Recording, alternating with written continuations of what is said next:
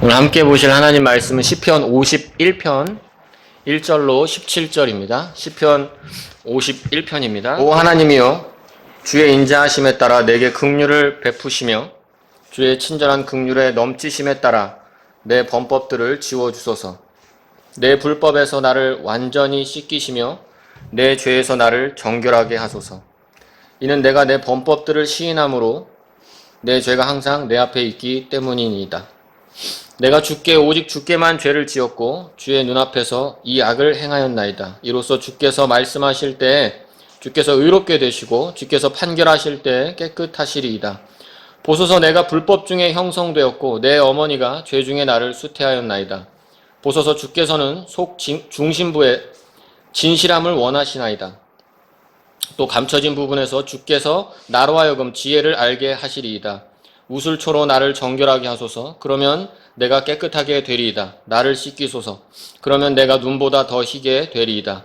나로 하여금 기쁨과 즐거움의 소리를 듣게 하셔서 주께서 꺾으신 뼈들이 기뻐하게 하옵소서. 주의 얼굴을 내 죄들로부터 숨기시고 내 모든 불법을 지워 주옵소서.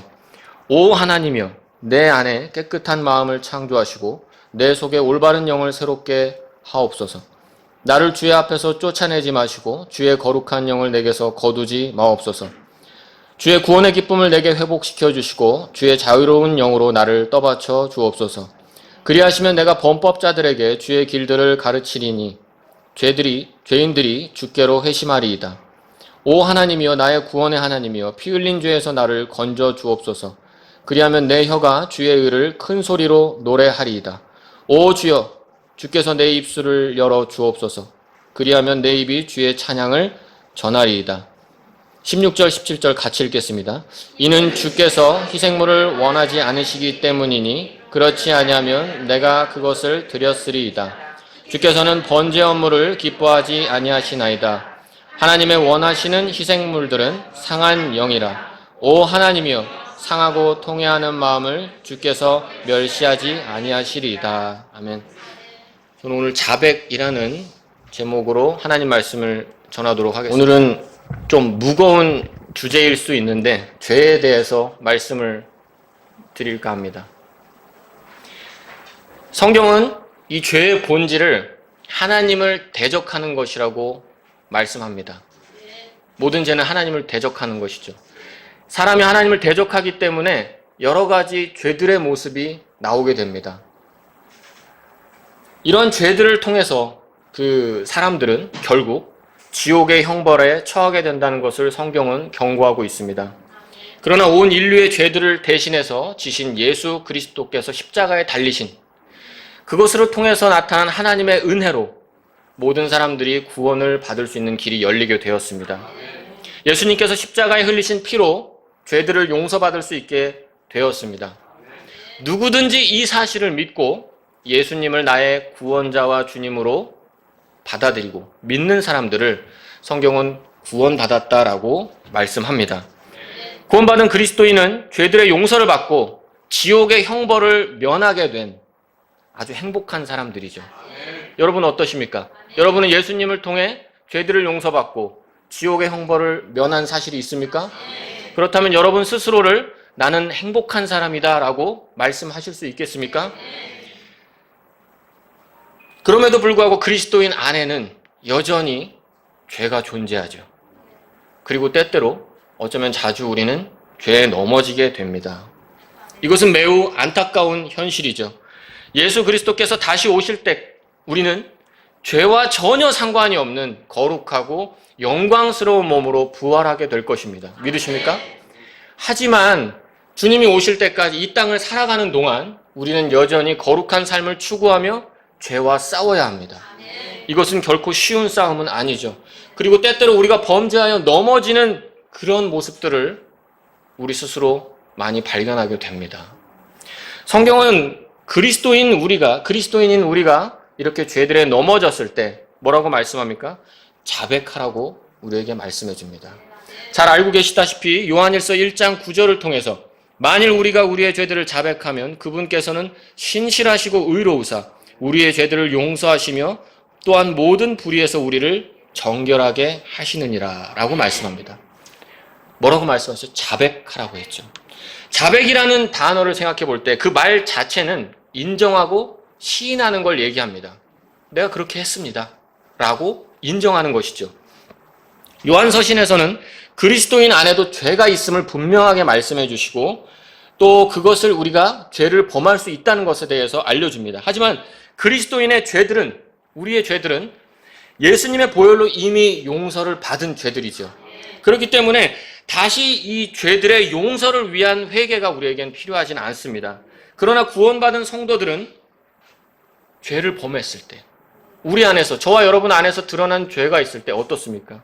우리는 하나님의 영광을 위해 사는 것과 또 아버지와의 정상적인 교제 관계, 그리고 더 나아가서 성령님의 충만한 삶을 사는데 방해하는 요소가 됩니다. 그래서 성경은 그리스도인의 죄들에 대해서 자백하라고 우리에게 말씀하고 있습니다. 그러나 우리가 간과하지 말아야 될 부분은 바로 이 자백이라는 단어 자체가 시인하는 것이라는 의미가 있다고 해서 결코 성도의 죄가 가볍게 처리되어서는 안 된다는 것이죠. 자백, 시인. 여러분 어떻습니까? 제가 알고 있는 한 초등학교 2학년 학생이 있어요. 어린 학생인데 감사하게도 예수님을 믿습니다. 이 학생이 부모님이 뭔가를 해줬을 때 아버지가 이야기를 하죠. 야, 너 이렇게 했는데 하나님께 감사 기도 드리고 아빠가 이런 거 해줬는데 어떻게 생각하니? 그러면 뭐라고 할까요? 아이고 감사합니다. 이렇게 얘기를 하죠. 그래서 그 학생이 또 반대로 잘못을 할 때가 있어요. 잘못을 할 때 제가 그 학생의 아버지가 너 이렇게 하는 거 하나님 기뻐하지 않고 이거 동생과 싸우거나 부모님께 말씀 안 듣거나 이거 치우라고 했는데 왜 이거 안 치웠어? 막 이렇게 하면 이야기를 합니다. 그러면 그 학생이 어떻게 하느냐? 그 부모님에게 아이고 죄송합니다. 이렇게 이야기를 합니다. 여러분 이거 자백이죠? 자백입니다. 시인하는 거예요. 그러나 오늘 성경에서 그리스도인들에게 말하는 자백이 이와 같을까요? 이것과는 다르다는 것이죠. 이러한 부분을 잘 보여주는 구약의 예가 바로 오늘 시편 51편에 나와 있습니다. 오늘 본문은 다윗의 시라고 알려져 있죠. 특별히 그의 범죄가 드러난 이후에 기록된 시라고 우리에게 말씀해주고 있습니다. 이 오늘 본문 시편 51편의 배경을 알기 위해서는 우리가 사무엘기하 11장과 12장을 읽어보시면 잘 알 수 있습니다. 우리가 잘 알듯이 다윗은 신하인 우리아의 아내 밧세바와 간음을 했죠. 그렇게 해서 이를 덮으려고 또한 어떻게 했습니까? 그 신하 우리아를 죽였습니다. 밧세바와의 간음을 통해 생긴 아이가 태어날 때까지 다윗은 이 사실을 묻어두고 살아갔어요. 어느 날 주께서 예언자 나단을 보내서 다윗의 죄를 지적하셨습니다.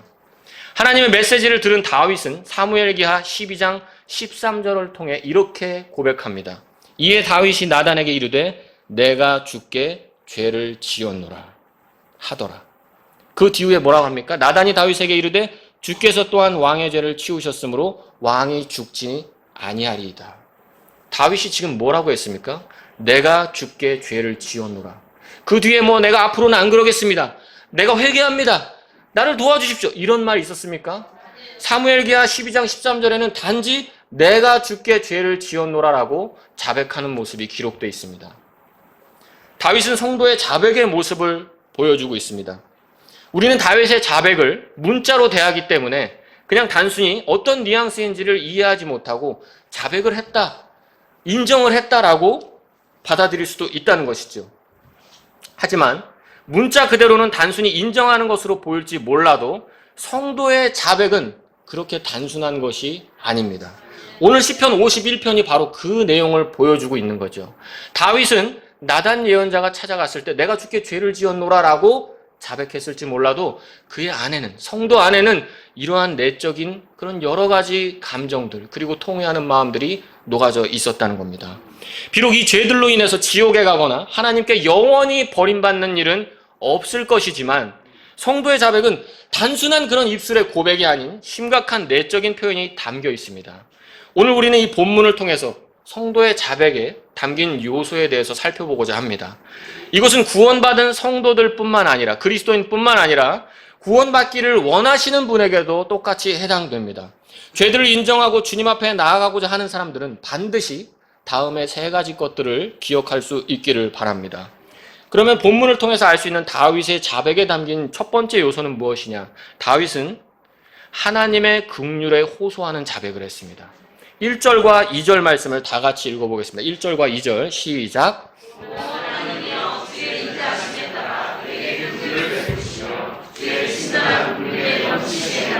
내 범법들을 지워주소서. 내 불법에서 나를 완전히 씻기시며 내 죄에서 나를 정결하게 하소서.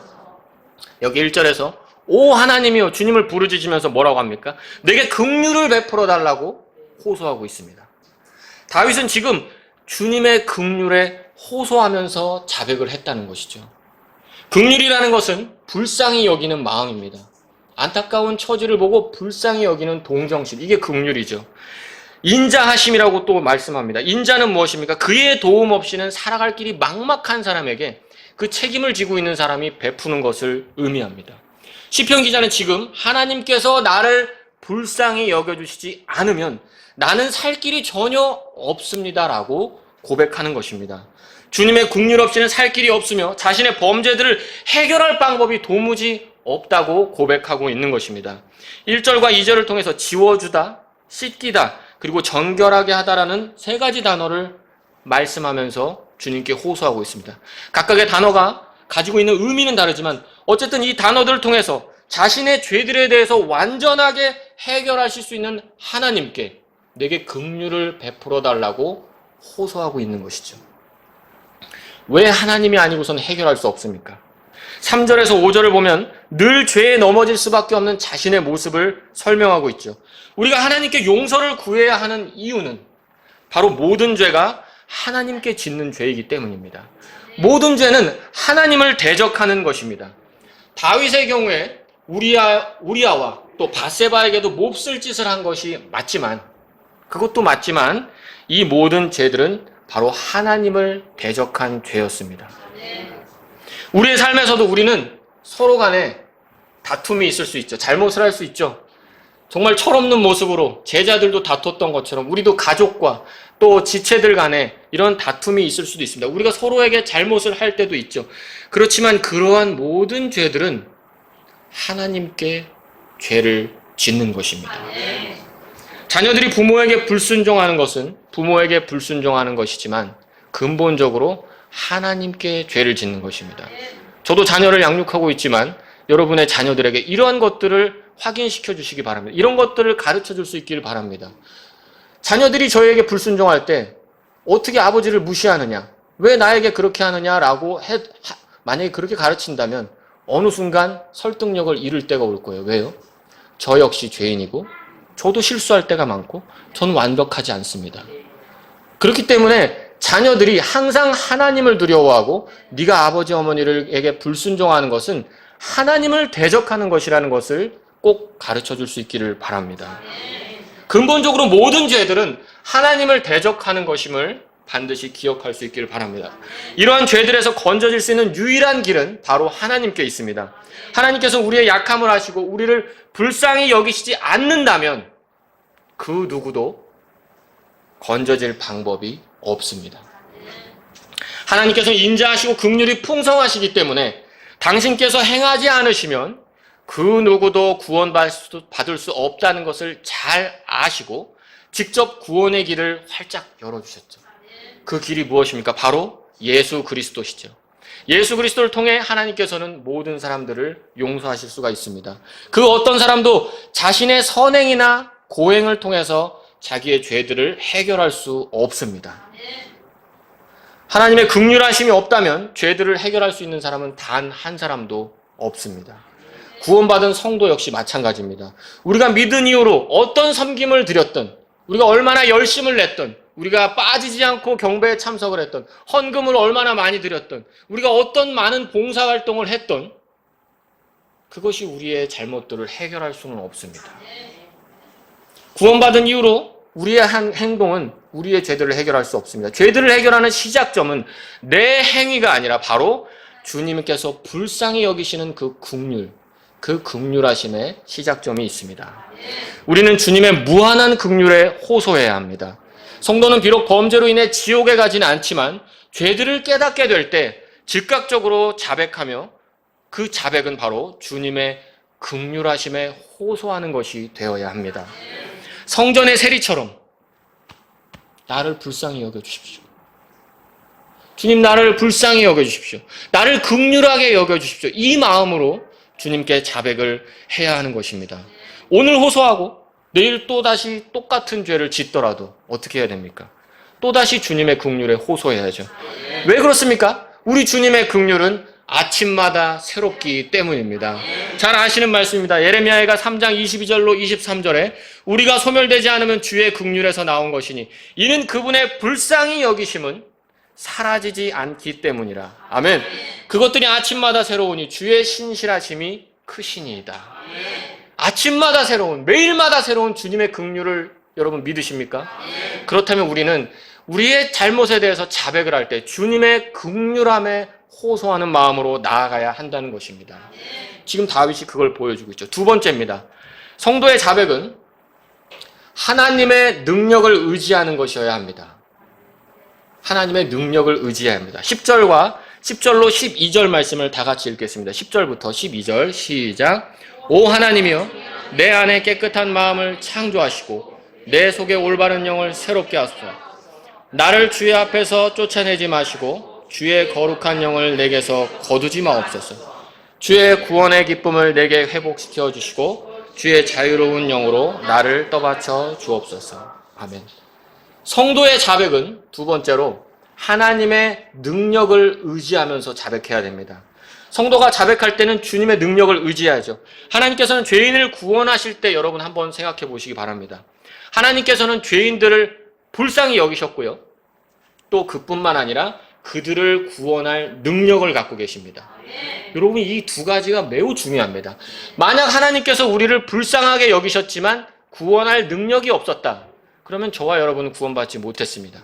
그러나 반대로 하나님께서 능력은 있으셨지만 우리를 불쌍히 여기시지 않았다면 그 또한 우리는 구원받을 수 없었을 겁니다. 하나님께서는 우리를 구원하실 수 있는 능력을 갖고 계실 뿐만 아니라 우리를 불쌍히 여기셨죠. 이 두 가지가 있기 때문에 저와 여러분이 능히 구원을 받을 수 있었던 것입니다. 예수님께서 이것을 잘 보여주셨습니다. 예수님께서는 자신의 생명을 내어주셨지만 다시 취할 권능이 있는 하나님이셨죠. 요한복음 10장 18절에 예수님이 말씀하셨습니다. 아무도 그것을 내게서 빼앗을 자가 없으나 내가 스스로 그것을 내려놓느니라. 내게는 그것을 내려놓을 권능이 있고 그것을 다시 취할 권능도 있노라. 그것이 무엇입니까? 바로 예수님의 생명이죠. 예수님께서는 자신의 생명을 능히 내려놓으실 수도 있고 다시 취하실 수도 있는 권능이 있는 하나님이십니다. 그렇기 때문에 우리를 구원하실 수가 있었던 거죠. 이처럼 능력이 무한하신 하나님께서는 우리가 죄들을 자백하며 나아갈 때 그분께서는 우리를 새롭게 하실 수 있다고 지금 말씀하고 있습니다. 하나님 우리를 어떻게 하신다고요? 새롭게 하실 수 있다고 합니다. 여기 10절에 보니까 깨끗한 마음을 창조하시고 내 속에 올바른 영을 새롭게 하소서. 주님은 능히 우리를 깨끗하게 하시고 새롭게 하실 수 있는 분임을 믿으십니까? 그렇다면 우리는 이 주님의 능력을 신뢰하면서 자백해야 합니다. 구원받을 때 회개했던 것처럼 성도의 자백 역시 주님의 영광을 위해 다시 새롭게 시작하고자 하는 마음과 주님의 능력에 대한 믿음을 갖고 자백을 해야 됩니다. 그냥 내가 잘못했습니다 시인하는 거 인정합니다 이렇게 하는 것이 아니라 그 안에는 주님의 긍휼에 호소하는 것, 주님의 능력을 신뢰하는 마음, 그 마음으로 자백함이 필요합니다. 주님은 성도 안에서 깨끗한 마음을 창조하시고 올바른 영을 새롭게 하실 수 있는 분입니다. 이 올바른 영에 대한 성경 교사들 간의 이견이 있지만 오늘은 그걸 다루고자 하는 것은 아닙니다. 올바른 영에 대한 이해를 위해서 먼저 구약시대의 차이를 좀 이해할 필요가 있습니다. 11절에 주의 거룩한 영을 거두지 마옵소서라고 기도하죠. 신약 성도, 신약의 성도들, 저와 여러분들 안에는 구원받은 그리스도인 안에는 성령님이 어떻게 하십니까? 내주하시죠. 한번 내주하신 성령님이 떠나는 일이 있습니까? 절대 없죠. 예수 그리스도의 날까지 우리에게 봉인하셨다 말씀하지 않았습니까? 성령님은 우리를 떠나지 않으십니다. 우리 안에 내주하고 계십니다. 신약 성도에게는 그러한 큰 특권과 은혜가 주어졌죠. 그러나 구약 성도는 다릅니다. 성령님이 떠나가실 수도 있다는 걸 의미하죠. 이것을 우리는 성경을 통해서 여러 가지 예로 확인할 수 있는데, 예를 들면 삼손도 머리카락이 잘렸을 때 전처럼 흔들려고 했는데 어떻게 했죠? 주께서 떠나신 걸 알지 못했다고 했어요. 또한 예언자들 틈에 섞여서 예언을 하던, 처음에 성령님이 충만해서 예언을 하던 사울 왕도 나중에는 어떻게 했습니까? 주님이 응답하시지 않자 점치는 여인을 찾아간 사건 등을 통해서 우리는 알 수가 있습니다. 구약의 성도들은 주의 영께서, 성령께서 임했다가 떠나는 일이 있었다는 것이죠. 그에 반해 여러분과 저는 어떻습니까? 오늘날의 신약 성도는 정말 놀라운 은혜를 경험하고 있는 것이죠. 이런 불안을 겪을 필요가 없죠. 다윗이 정말 얼마나 대단한 사람입니까? 그렇지만 저와 여러분에게 하나님이 주신 특권은 더욱더 놀라운 것이라는 걸 믿으십니까? 정말 우리는 놀라운 은혜를 경험하고 있습니다. 하지만 신구약의 차이가 그 중요한 것이 아니라, 저와 여러분이 오늘 집중해서 봤으면 하는 것은 무엇이냐면 바로 새롭게 하실 수 있다는 하나님입니다. 주님께서는 내 안에 깨끗한 마음을 창조하실 수 있는 분이에요. 여러분, 하나님의 창조를 생각해 볼 수 있습니까? 하나님 어떻게 창조하셨습니까? 말씀만으로 온 우주를 창조하셨죠. 단 6일 동안 온 우주 만물을 창조하신 하나님입니다. 그 하나님께서, 그 놀라운 능력을 가진 하나님께서 나를 새롭게 하시는데 얼마의 기간이 필요하겠습니까? 저는 이것은 아무 시간적인 기간이 필요하지 않다고 봅니다. 우리는 물에 빠진 베드로를 즉시로 건져 올리셨던 그 예수님을 기억할 필요가 있습니다. 성도의 자백과 회복에는 그래서 오랜 기간이 필요하지 않습니다. 여러분, 이 사실을 한번 깊이 생각해 봐야 됩니다.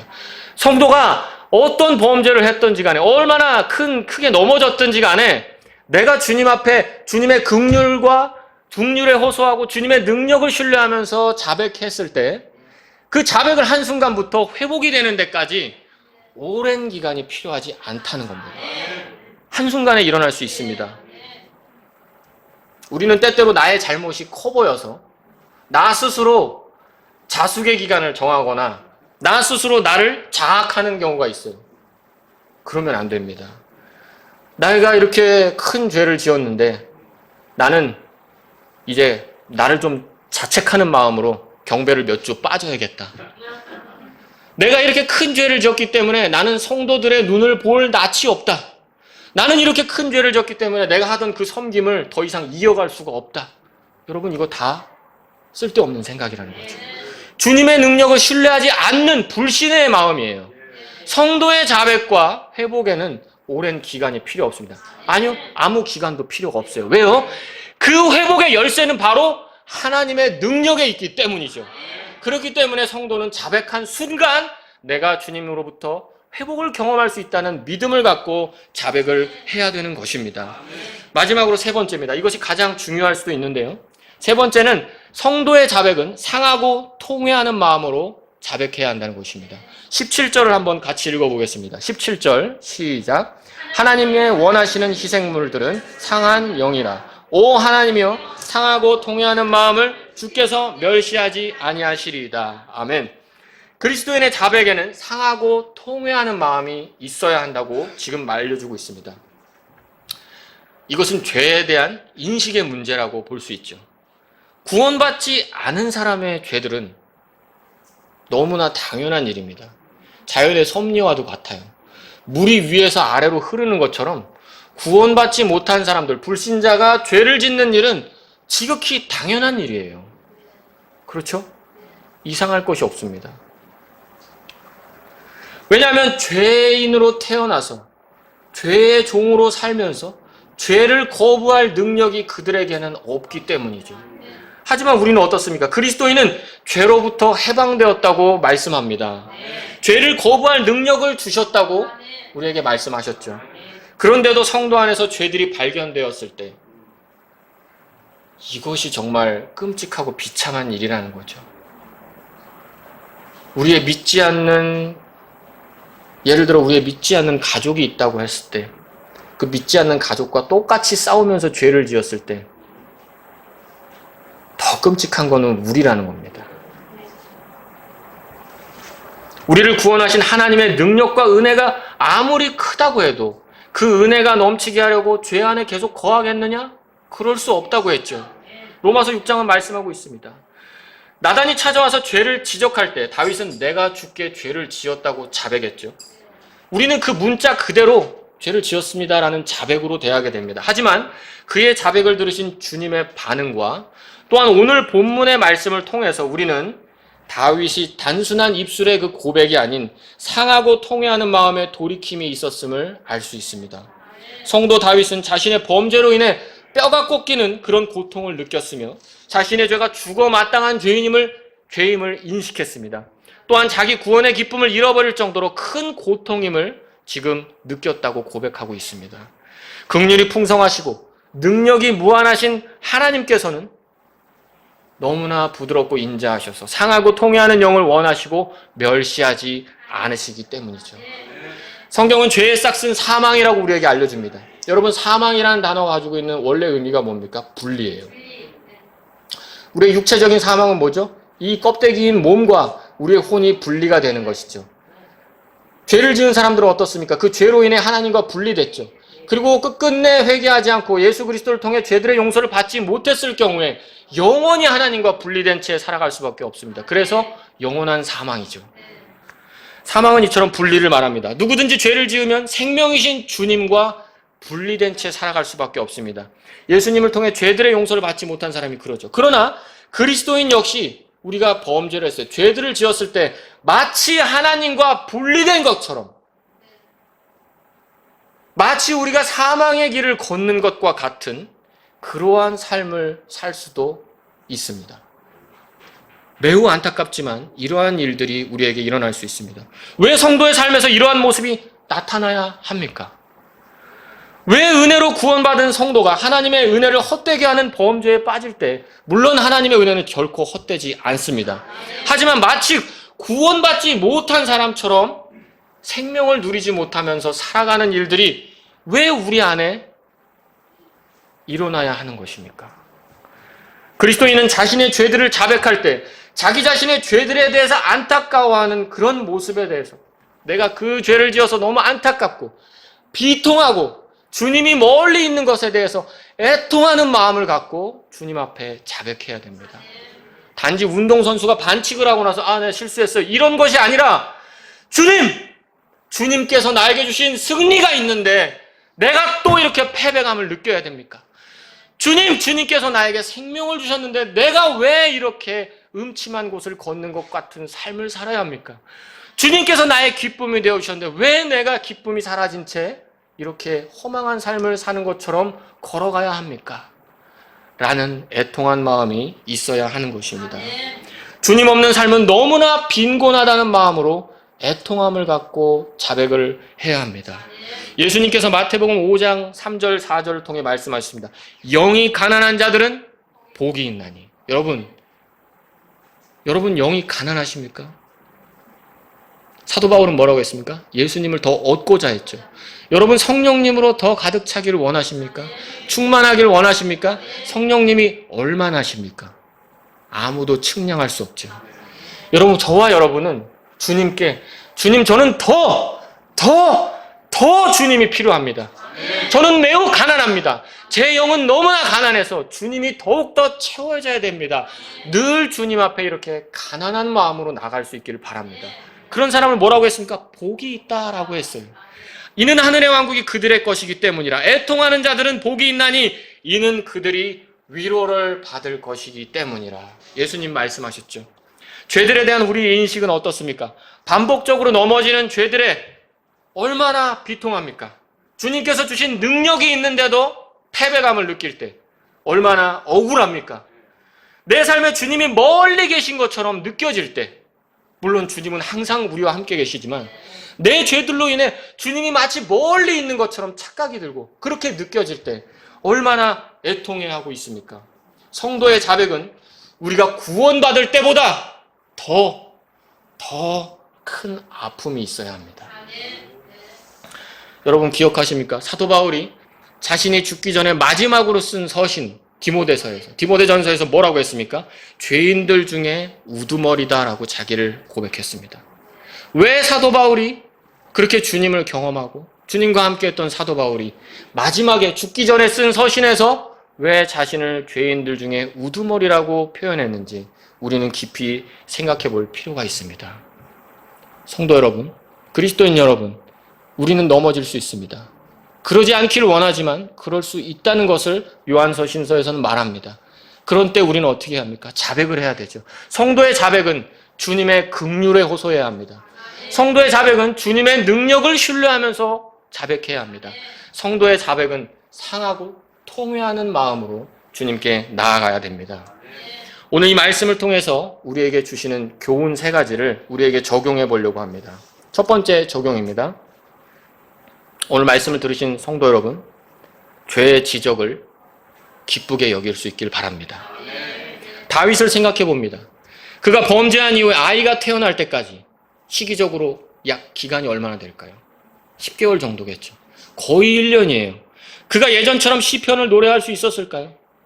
그가 주님을 경배할 수 있었을까요? 그가 시편의 기록처럼 구원의 기쁨을 누리면서 그 10달을 보냈을까요? 절대 그러지 못했을 것 같습니다. 주님이 그 기쁨의 근원이신데 주님 없이 기쁨을 누릴 수 없었을 겁니다. 그러나 하나님께서는 다윗에게 예언자 나단을 보내셨어요. 나단은 다윗에게 있어서 하나님의 은혜와 긍휼의 표시인 것입니다. 마찬가지로 하나님께서는 우리가 잘못에 빠질 때 저와 여러분에게 나단을 보내십니다. 성경 말씀을 통해서요, 설교를 통해서 또 지체들과의 교제를 통해 하나님께서 우리의 죄들을 지적하실 때가 있다는 거죠. 그때 여러분, 그것을 거부하거나 성가시게 여기면 안 됩니다. 피하려고 하면 안 됩니다. 오히려 그것을 기쁘게 여길 수 있기를 바랍니다. 그런 하나님의 은혜를 거부하거나 대충 넘기시지 마시길 바랍니다. 얼버무리지 마세요. 아말렉을 진멸하라는 명령을 받고도 그대로 하지 않아서 책망을 받았던 사람이 있어요. 사울왕이죠. 이 사울왕도 그 책망을 받았을 때 똑같이 자백했습니다. 내가 주께 죄를 지었다. 하지만 다윗과 달랐죠. 그는 다윗처럼 주님의 긍휼에 호소하거나 주님의 능력을 신뢰하거나 자신이 통회하고 상한 영으로 주님께 자백한 것이 아니라 단지 무엇 때문에? 자신의 체면 때문에 그렇게 했어요. 그래서 사무엘에게 뭐라고 했습니까? 내가 주께 죄를 지었다. 근데 이번에는 날 생각해서 좀 같이 올라갑시다 라고 했죠. 그는 주님께 긍휼을 얻지 못했습니다. 그는 성도의 자백의 모습을 보여주고 있는 것이 아닙니다. 여러분, 사랑하는 성도 여러분, 주님께서 여러분에게 나단을 보내서 여러분의 죄를 지적하실 때 결코 이처럼 얼렁뚱땅 뭉개고 넘어가지 않기를 바랍니다. 반드시 하나님의 그 죄의 지적을 기쁘게 여길 수 있기를 바랍니다. 두 번째입니다. 두 번째 우리가 적용할 부분은 성도는 언제든 다시 시작할 수 있다는 겁니다. 오늘 우리는 새롭게 하시는 하나님에 대해서 생각해 봤어요. 우리는 때로 힘든 상황과 막다른 골목과 같은 처지라고 느껴질 때 그냥 모든 것을 다 내려놓고 그냥 새롭게 하고 싶은 마음을 생각하곤 합니다. 예를 들면 직장에 다니는 사람들 여기 다 하나씩 품고 다니죠. 예, 이참에 그냥 치킨집이나 하나, 이참에 그냥 나가서 새로 좀 이렇게 다른 일을 해볼까? 이런 생각을 한다는 거죠. 인간관계에서도 마찬가지입니다. 이번 기회에 이 사람을 좀 정리할까? 교회 생활도 마찬가지예요. 우리가 때로 어떤 잘못에 빠지거나 어떤 어려움에 있거나 또는 어떤 일로 상처를 받았거나 막다른 골목과 같은 이런 상황에 다다를 때 그냥 다 내려놓고 새로 시작하고 싶다. 이런 새로운 시작을 꿈꾸며 교회를 떠나고 싶은 생각을 하기도 합니다. 그러나 여러분, 세상을 경험해 보신 분들은 하나같이 똑같은 말씀을 합니다.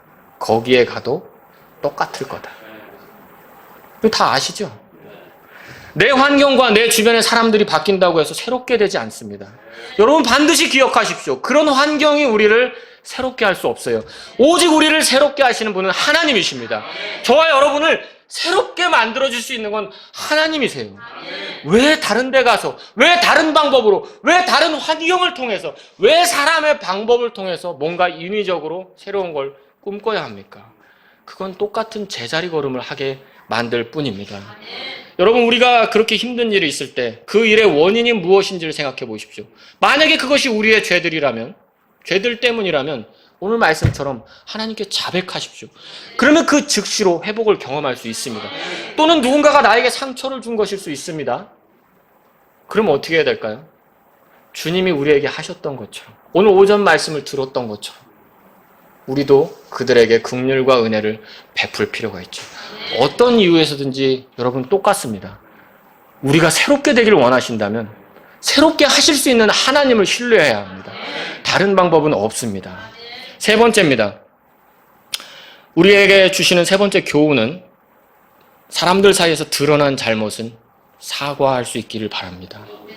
오늘 말씀을 통해서 하나님께서는 항상 우리와 화해하기를 원하시는 분이라는 것을 알게 되었습니다. 여러분, 그 사실을 아십니까? 믿으십니까? 하나님은 언제나 우리와 화해하기를 원하시고, 언제나 우리와 가깝기를 원하시고, 언제나 우리를 웃으면서 정말 이렇게 친근하게 대하기를 원하시는 분이라는 걸 믿으십니까? 하나님께서는 우리에게 늘 그렇게 화해하기 위해서 많은 것들을 준비하셨어요. 먼저는 예수님을 준비하셨고요. 그 예수님이 우리를 위해 중보하게 하시고요. 성령님을 주셔서 우리가 계속해서 힘을 내고 주님 앞에 나올 수 있게 하시고요. 또 여러분, 교회는 어떻습니까? 우리를 위로하고 격려하면서 항상 주님을 바라보며 나아갈 수 있는 이런 많은 것들을 주님께서는 우리에게 주셨습니다. 왜요? 주님은 언제나 저와 여러분을 가까이 두기를 원하시기 때문입니다. 그렇기 때문에 우리를 용서하고 계속 품으시고 화해하시는 거예요. 이러한 하나님의 뜻에 따라 사람들 사이에서도, 우리들 사이에서도, 가족들 사이에서도, 지체들 사이에서도 우리가 이런 하나님의 뜻을 안다면 우리의 잘못을 감추는 것이 아니라 드러난 잘못에 대해서 인정하고 자백하고 용서를 구하는 일들이 필요합니다. 우리의 약함으로 실수하였을 때 정중하게 사과하면 됩니다. 또 상대방이 뉘우칠 때 주님의 마음으로 예수님께서 또 하나님께서 우리를 어떻게 용서해 주는지를 기억하고 우리 역시 그들을 긍휼한 마음으로 용서해 주면 되는 겁니다. 죄들로 인해 아버지와의 교제가 어려워지는 것처럼 여러분, 가족 간에, 지체 간에 우리가 서로 드러난 잘못이 있을 때 어떻습니까? 껄끄럽죠. 대하기가 어렵죠. 교제가 잘 이루어지지 않습니다. 가정이 화목하지 못하고 동료 간에는 팀워크가 망가질 수 있고 또 교회는 하나가 되기가 어려울 수 있습니다. 여러분, 성령님께서 하나 되게 하신 것을 힘써 지키기를 원하십니까? 내 잘못으로 인해 상처받거나 힘들어하는 사람에게 진심으로 뉘우치고 사과할 수 있기를 바랍니다. 용서를 구할 수 있기를 바랍니다. 그리고 그걸 받은 사람은 주님처럼 용서를 해주셔야 되겠죠. 이것이야말로 아주 용기 있는 결단이 될 것이며 또 우리 교회를 더욱더 단단하게 묶어주는, 단단하게 만들어주는 일이 될 줄로 믿습니다. 말씀을 정리하겠습니다. 사랑하는 성도 여러분, 제가 정말 여러분에게 한 마지막 말씀을 당부드리고 싶습니다. 여러분에게 말씀드리고 싶은 것은 이제 곧 예수님께서 오십니다. 이 사실을 믿으십니까? 이 사실로 인해 소망이 생기십니까? 여러분, 이제 곧 예수님께서 머지않아 정말 잠시 후에 오십니다. 그 말은 저와 여러분에겐 시간이 많이 남지 않았어요. 우리는 주님이 오실 때까지 주님을 바라보며 교회를 이루고 서로 격려하고 사랑하며 주님을 기다려야 되겠죠. 하지만 우리는 때때로, 아니 자주 넘어지고 주님 앞에 부끄러운 모습, 지체들에게 부끄러운 모습을 보일 때가 있다는 것이죠. 그런 때 어떻게 하십니까, 여러분? 어깨를 늘어뜨리고 얼굴에 그늘을 씌운 채 사람들의 눈을 마주치지 못하고 그렇게 생활하십니까? 여러분, 마귀가 좋아하는 게 무엇인지 아십니까? 마귀는 정죄하고 고소하는 일을 좋아합니다. 항상 우리를 고소하고 정죄하고 비난하는 일을 하죠. 우리가 넘어져서 죄를 짓고 허우적거리는 걸 좋아하죠. 그런데 마귀가 더 좋아하는 게 뭔지 아십니까? 우리가 넘어졌을 때 거기서 일어나지 못하고 발버둥 치고 허우적거리면서 그냥 주저앉아 있는 것을 마귀는 더 좋아한다는 것이죠. 여러분, 우리가 왜 그렇게 살아야 됩니까? 이제 시간이 없습니다. 주님이 곧 오십니다. 오늘 말씀을 여러분 반드시 기억하시기 바랍니다. 물론 우리가 위선적으로 빠져서는 안 되죠. 여러분과 제가 죄를 지었을 때 아유 또 지었네, 아유 잘못했습니다, 이렇게 입술로만 고백하는 것이 아니라 오늘 말씀을 기억하십시오. 성도의 자백에는 이러한 것들이 필요합니다. 마귀는 우리를 고소합니다. 하지만 우리에겐 시간이 없어요. 하루라도 더, 1시간이라도 더 주님의 영광을 위해서 살아야 됩니다. 우리가 주님의 영광을 위해서 살기 위해서 우리의 잘못들이 있고 마귀는 우리를 고소할지 몰라도 우리는 주님 앞에 또다시 나아가야 됩니다. 그 첫 단추가 무엇입니까? 자백입니다. 말씀이 잘 전달됐습니다. 하나님의 복이 여러분과 함께 하기를 원합니다. 하나님 아버지, 이 시간 주의 말씀 앞에 우리가 초청되는 시간이 되기를 원합니다. 우리를 살펴주시고 주님이 일하여서 우리의 마음을 새롭게 해주시고 우리가 주님과 더 좋은 관계가 되게 인도해 주옵소서. 자, 오늘 여러분이 말씀을 들었습니다. 하나님께서는 우리에게 우리가 넘어질 것을 아시고 자백하기를 원하고 있습니다. 이 말씀을 통해서 우리를 가르쳐 주셨는데 오늘 혹시 여러분 가운데 내가 자백하지 못하고 위축되어 있고 힘든 가운데 있다면 하나님 아버지, 제가 정말 주님의 긍휼에 호소하면서 주님의 능력을 신뢰하면서 제 마음으로 깊이 뉘우치고 통회하는 마음으로 주님께 자백하기를 원합니다. 혹시 여러분에게 자백할 거리가 있다면 남들은 모르지만 내가 하나님께 이런 불편한 게 있습니다. 오늘 이 시간 자백하는 시간이 되지 않겠습니까? 주님 앞에 나가서 여러분 자백하지 않으시겠습니까? 이 시간 자백하시려고 하는 분들은 주님께 나아가십시오. 여러분의 그 죄를 지적받을 때 마음을 강팍하게 하고 굳게 서 있고 하던 것들을 내려놓고 하나님 아버지, 저의 죄를 지적해 주셔서 감사합니다. 제가 여기서 돌이키겠습니다. 이런 분이 있다면 이 시간 주님 앞에 나아가십시오. 하나님 아버지, 제가 주님께 자백하면 주님은 언제든지 다시 시작할 수 있다는 걸 알려주셔서 감사합니다. 저는 다시 시작하고 싶습니다. 바로 지금 주님의 은혜 속에서 다시 시작하고 싶습니다. 이런 분이 있다면 주님 앞에 나아가십시오. 사람들 사이에 드러난 잘못, 이런 것들로 내가 불편해하기보다 용서할 수 있는 마음과 또 내가 누군가에게 다가가서 잘못하였던 것을 자백하면서 화평을 이루는 일이 있기를 원합니다. 교회가 하나 되게 하옵소서, 가정이 하나 되게 하옵소서, 부부가 하나가 되게 하옵소서. 이런 뜻이 있다면 이 시간 주님 앞에 나아가십시오.